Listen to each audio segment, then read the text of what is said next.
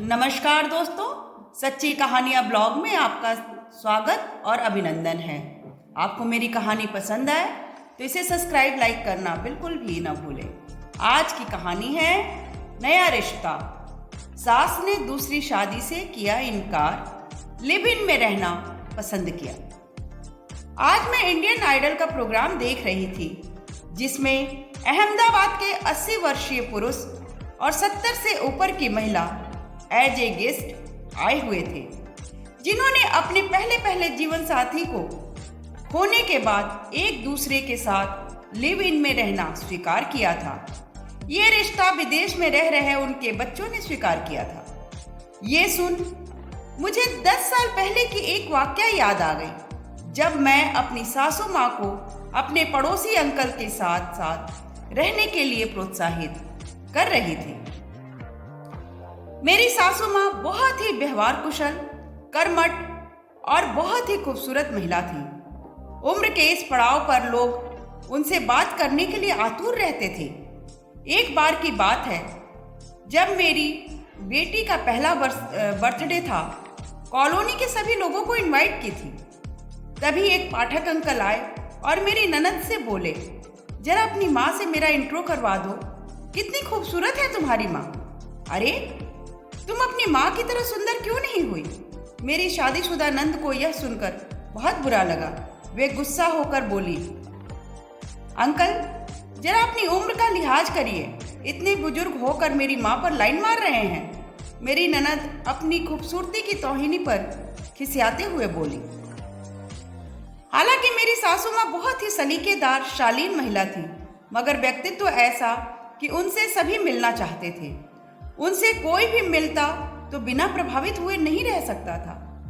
आज आलोक की मम्मी, खूबसूरत व्यक्तित्व की महिला गौरी माँ ने शर्माते हुए विक्रांत कुमार को अंगूठी पहनाई, तो आलोक की पत्नी शालिनी के साथ उनके बच्चे श्वेतांक और उर्सवत ने भी अपनी दादी पर फूलों की बरसात करनी शुरू कर दी। बाद में विक्रांत कुमार ने भी गौरी माँ को अंगूठी पहना दी। माहौल खुशनुमा हो गया, सभी के चेहरे खिल उठे। खुशी से झूमते बच्चे तो अपने नए दादा की गोद में जा बैठे। यह नज़ारा देख आलोक की आंखों से आंसू बह निकले। वह अतीत की यादों में खो गया। आलोक 5 वर्षों से शहर की सबसे पॉश लोकेलिटी मराठा नगर में रह रहा था। शालिनी अपने मिलनसार स्वभाव के कारण पूरी कॉलोनी की चहेती बनी हुई थी। कॉलोनी के सभी कार्यक्रमों में शालिनी का मौजूदगी अक्सर अनिवार्य हुआ करता था। आलोक के माता पिता गांव में रहते थे। आलोक चाहता था कि वे दोनों उसके साथ मुंबई में रहने के लिए आ जाएं, मगर उन्होंने गांव में ही रहना ज़्यादा पसंद किया। वे साल में 1-2 बार 15 से 20 दिनों के लिए जरूर आलोक के पास रहने के लिए मुंबई आते थे, मगर मुंबई आने के 8-10 दिन के बाद ही वे गांव लौट जाने का राग अलापने लगते थे। वक्त बीत रहा था। एक दिन रात को 2 बजे आलोक का मोबाइल बजा। हेलो आलोक बेटा, मैं तुम्हारे पिता का पड़ोसी राधे श्याम बोल रहा हूँ। बहुत बुरी खबर है, तुम्हारे पिता का शरीर शांत हो गया है। अभी घंटे भर पहले उन्हें हार्ट अटैक आया था। हम उन्हें अस्पताल ले जा रहे थे, रास्ते में ही उन्होंने दम तोड़ दिया। अपने पिता की मृत्यु के बाद आलोक अपनी मम्मी को अपने साथ मुंबई लेकर आ गया। बतौर अध्यापिका सेवानिवृत्त हुई गौरी माँ अपने पति के निधन के बाद बहुत अकेली हो गई थी। गौरी माँ को पुस्तकें पढ़ने का शौक था। आलोक और शालिनी के नौकरी पर जाने के बाद वह अपने पोते श्वेतांक और उर्सवत को पढ़ाती थी, उनके होमवर्क में मदद भी करती थी। गौरी माँ को आलोक के पास आए 2 साल हो गए थे। आलोक के पड़ोस में विक्रांत कुमार रहते थे। उनकी भी पत्नी का देहावसान काफी समय पहले हो गया था। नेवी से वो 2 साल पहले ही रिटायर होकर रहने के लिए आलोक के बगल वाले घर में आए थे। उनका एक ही बेटा था जो यूएस में सेटल था। एक दिन शालिनी ने गौरी माँ की पहचान विक्रांत कुमार से करवाई। दोपहर में जब बच्चे स्कूल चले जाते थे तब दोनों मिलते थे। कुछ दिनों तक दोनों के बीच औपचारिक बातें होती थी। धीरे धीरे औपचारिकता की दीवार कब ढह गई उन्हें पता ही न चला। अब दोनों के बीच घनिष्ठता बढ़ गई। गौरी माँ और विक्रांत कुमार का अकेलापन दूर होने लगा। एक दिन शालिनी ने आलोक से कहा, आलोक, पिछले कुछ दिनों से गौरी माँ में आ रहे चेंज को क्या तुम महसूस कर रहे हो? आलोक की समझ में कुछ नहीं आ रहा था। उसने विस्मय होकर पूछा, मैं कुछ समझा नहीं शालिनी, तुम क्या कह रही हो? अरे आलोक, मम्मी अब पहले से ज्यादा खुश नजर आ रही हैं। उनके रहन सहन में भी अंतर आ रहा है। पहले मम्मी अपने पहनावे पर इतना अधिक ध्यान नहीं देती थी। आजकल वे बहुत करीने से रह रही हैं। उन्होंने अपने संदूक से अच्छी अच्छी साड़ियाँ निकाल कर वार्डरोब में लटका दी है। आजकल वे शाम को नियमित रूप से वॉक के लिए जाती हैं। आलोक ने शालिनी की बात बीच में काटते हुए पूछा, शालिनी, मैं कुछ समझ नहीं रहा, तुम क्या कहना चाहती हो? अरे भाई, गौरी माँ को एक दोस्त मिल गया है। देखते नहीं, आजकल उनका चेहरा खिला खिला नजर आता है। व्हाट? कैसा दोस्त? कौन दोस्त? शालिनी, प्लीज पहली मत बुझाओ, खुलकर बताओ। अरे आलोक, आजकल हमारे पड़ोसी विक्रांत अंकल और मम्मी जी के बीच याराना बढ़ रहा है। यह कहती हुई शालिनी खिलखिलाकर हंस पड़ी। क्या बकवास कर रही हो तुम? आलोक को सुनकर शायद कुछ देर के लिए अच्छा नहीं लगा, मगर बहुत जल्दी ही संभलते हुए, वाह, यह तो बहुत अच्छी बात है। मम्मी वैसे भी अकेली पड़ गई हैं पापा के जाने के बाद। वे हमेशा किताबों में ही खोई रहती हैं। कोई आदमी दिन भर किताबें पढ़कर या टीवी देखकर अपना वक्त भला कैसे गुजार सकता है? कोई तो बोलने वाला चाहिए ना। चलो अच्छा हुआ, मगर यह सब कब से हो रहा है? मैंने तो कभी महसूस नहीं किया। तुम्हारी पारखी नजरों ने यह सब कैसे भाप लिया? शालिनी, यू आर ग्रेट, आलोक ने विस्मय होते हुए कहा। अरे आलोक, तुम्हें अपने ऑफिस के काम से, मीटिंग, प्रोजेक्ट से कभी फुर्सत मिली है क्या? मम्मी अक्सर मुझसे तुम्हारी शिकायत करती रहती हैं कि आलोक को तो मुझसे बात करने का भी वक्त नहीं मिलता है। शालिनी ने शिकायत की तो आलोक तुरंत बोला, हाँ शालिनी, तुम सही कह रही हो। आजकल ऑफिस में इतना काम बढ़ गया है कि सांस लेने की भी फुर्सत नहीं है। मगर मुझे यह सुनकर अच्छा लगा कि अब मम्मी बोर नहीं होंगी। साथ ही हमें कभी बच्चों को लेकर 1-2 दिन के लिए बाहर जाना पड़ा तो मम्मी घर में अकेले भी रह सकती हैं। आलोक ने अपने दिल की बात शालिनी को कह दी।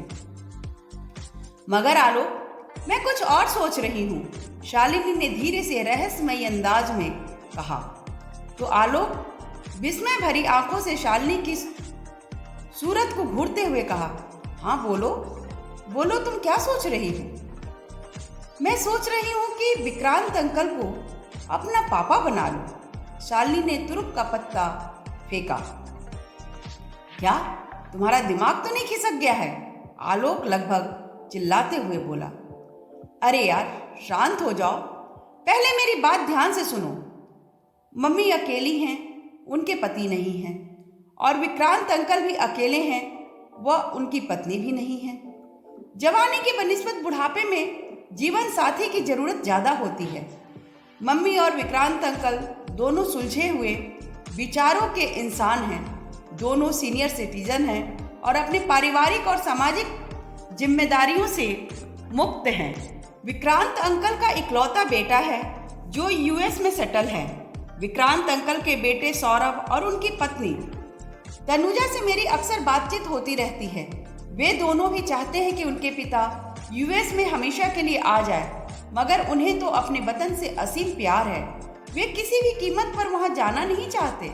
सेना के आदमी जो ठहरे, फिर उनका तो कहना है कि वो आखिरी सांस तक अपने बेटे और बहू को भारत लाने की कोशिश करते रहेंगे, मगर वे अपनी मातृभूमि मरते दम तक नहीं छोड़ेंगे।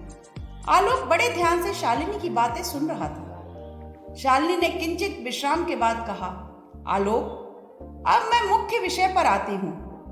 तुमने लिव इन रिलेशनशिप का नाम तो सुना ही होगा। शालिनी की बात सुनकर आलोक के चेहरे पर अनभिज्ञता के भाव तेजी से उभरने लगे, जिन्हें शालिनी ने क्षण भर में पढ़ लिया और आलोक को समझाते हुए बोली, आलोक, आजकल हमारे देश में विशेषकर युवाओं और बुजुर्गों के बीच एक नए रिश्ते का ट्रेंड चल रहा है, जिसे लिव इन रिलेशनशिप कहते हैं। इसमें महिला और पुरुष शादी के बिना अपनी सहमति के साथ एक ही घर में पति पत्नी की तरह रह सकते हैं। आजकल शिक्षित और आर्थिक रूप में स्वतंत्र लोग इस तरह के रिलेशनशिप को अधिक पसंद करते हैं, क्योंकि इसमें विवाह की तरह कानूनी प्रक्रिया से गुजरना नहीं पड़ता। भारतीय कानून में भी इसकी स्वीकृति दे दी है।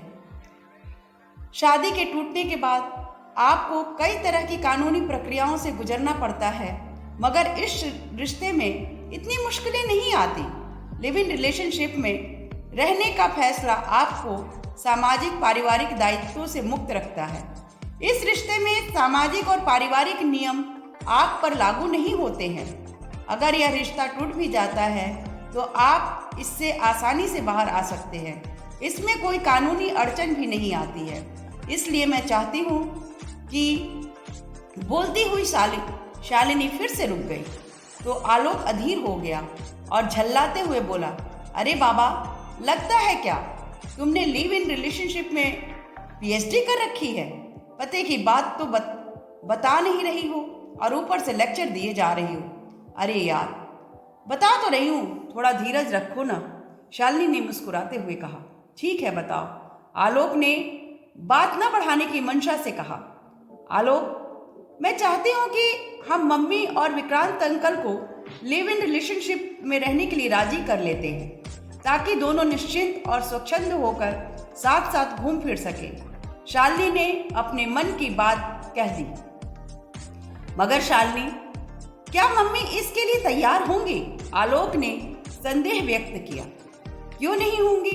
वैसे भी आजकल दोनों छिप छिप कर एक दूसरे से मिल रहे हैं, घंटों मोबाइल पर बात करते हैं। लिव इन रिलेशनशिप के लिए दोनों मान जाएंगे तो फिर उन्हें दुनिया से डरे बगैर खुलकर आपस में मिल सकेंगे और साथ में ही रह सकेंगे। शालिनी ने आलोक को आश्वस्त करते हुए कहा, इसके लिए मम्मी या विक्रांत अंकल से बात करने की मुझ में तो हिम्मत नहीं है बाबा, आलोक ने हथियार डालते हुए कहा। इसकी चिंता तुम न करो आलोक, अपनी ही कॉलोनी में रहने वाली मेरी एक खास सहेली है रिद्धिमा, इस मामले में मेरी सहायता करेगी। वह इस प्रेम कहानी से भली भांति वाकिफ है। हम दोनों मिलकर इस शुभ कार्य को जल्दी ही अंजाम दे देंगे। हमें बस तुम्हारी सहमति का इंतजार है। शालिनी ने विश्वास के साथ यह कहा तो आलोक की व्यग्रता कुछ कम हो गई। उसने शांत स्वर में कहा, अगर मम्मी इसके लिए तैयार हो जाती हैं तो भला मुझे क्यों एतराज होगा? उन्हें अपनी जिंदगी अपने हिसाब से जीने का पूरा हक है। आलोक की सहमति मिलते ही शालिनी और रिद्धिमा अपने मिशन को अंजाम देने के लिए जुट गई। शालिनी को यह विश्वास था कि गौरी माँ और विक्रांत अंकल पुराने जमाने के जरूर हैं, मगर उन्हें आधुनिक विचारधारा से कोई परहेज नहीं है। दोनों बहुत ही फ्लेक्सिबल और परिवर्तन में यकीन रखते हैं। एक संडे को शालिनी और रिद्धिमा गुलाब के फूलों के एक सुंदर से गुलदस्ते के साथ विक्रांत अंकल के घर पहुंच गए। विक्रांत कुमार ने अपने चिर परिचित मजाकिया स्वभाव से उनका स्वागत करते हुए कहा, वाह, आज सूरज किस दिशा से उदय हुआ है। आज तो आप दोनों के चरण कमल इस गरीब की कुटिया को पवित्र कर गई है। शालिनी और रिद्धिमा ने औपचारिक बातें समाप्त करने के बाद मुख्य बात की ओर रुख किया।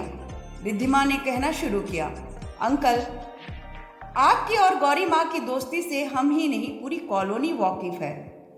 इस दोस्ती ने आप दोनों का अकेलापन और एकांतवास खत्म कर दिया है। कॉलोनी के लोग क्या कहेंगे यह सोचकर अक्सर आप दोनों छुप छुप कर मिलते हैं। अंकल, हम चाहते हैं कि आप दोनों ऑफिशियली एक दूसरे से एक नया रिश्ता बना लो और दोनों खुलकर दुनिया के सामने आ जाओ। कुछ गंभीर बने विक्रांत कुमार ने बीच में ही पूछ लिया, मैं समझा नहीं रिद्धिमा, तुम क्या कहना चाहती हो? अंकल, आप और गौरी माँ लिव इन रिलेशनशिप बना लो, फिर आपको दुनिया का कोई डर नहीं रहेगा। आप कानूनी रूप से दोनों साथ साथ रह सकते हैं और घूम फिर सकते हैं।